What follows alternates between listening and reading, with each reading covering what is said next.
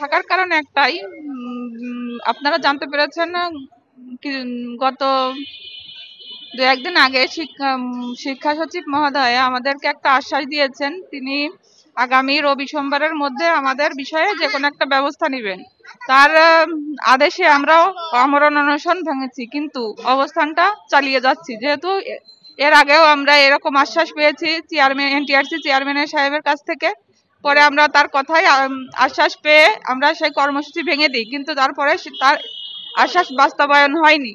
এই কারণে আমরা এখনো এই অবস্থান কর্মসূচি চালিয়ে যাচ্ছি। না, এখন পর্যন্ত আমাদেরকে সেই বিষয়ে তারা কিছু বলেনি। আমরা আমাদের কাছ থেকে আমরা যতটুকু বুঝতে পেরেছি যে আমরা বৈষম্যের শিকার হয়েছি। এছাড়া আমরা তো আমাদের কোনো ভুল খুঁজে পাই না, কারণ আমরা আমাদের সর্বোচ্চ দেওয়ার চেষ্টা করেছি। আমরা আমাদের ভাইবা পরীক্ষা দেওয়ার পরে আমরা সর্বোচ্চ আশাবাদী ছিলাম আমরা এখান থেকে ভালো কিছু পাবো, কিন্তু কেন পেলাম না? একমাত্র বৈষম্য ছাড়া তো এটা কিছুই না। অবশ্যই ভালো তো লাগছে না, অবশ্যই কষ্ট লাগছে, কিন্তু তারপরেও এই কষ্টটা আমাদের দূর হয়ে যাবে যখন আমরা আমাদের কাঙ্ক্ষিত লক্ষ্যে পৌঁছাতে পারবো। কারণ সারা জীবনের একটা মানে লক্ষ্য আমাদের এটাই। আমরা লেখাপড়া করেছি দীর্ঘ 32 বছর, শেষ হয়ে গেছে আমাদের একটা সার্টিফিকেটের আশায়। এখন সেটা থেকে যদি আমরা বঞ্চিত হই তাহলে আমাদের বেঁচে থাকা আর মরে যাওয়া একই কথা। এর থেকে আমাদের এই কষ্টটা আমরা সবই ভুলে যাব যদি আমাদের কাঙ্ক্ষিত সনদটা আমরা পাই।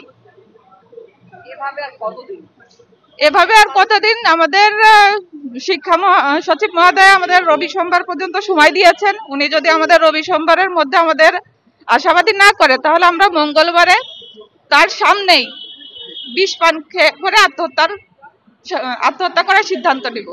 এখন এর জন্য দায়ী থাকবে শিক্ষা সচিব মহোদয়, এনটিআরসি চেয়ারম্যান এবং আমাদের দেশবাসী। আমরা এর আগেও মহাসমাবেশের ডাক দিয়েছি, তারা উপস্থিত ছিল। এখন সবার তো আসলে থাকার সম্ভব হয় না, সবাই থাকার প্রয়োজনীয় হয় না, কারণ আমরা তাদের পক্ষ থেকে আছি। আমরা 20,000 পরীক্ষার্থীর মানে পক্ষ থেকে এখানে অবস্থান করছি। আমরা চাই আমাদের 20,000 পরীক্ষার্থী ভালো কিছু পাক।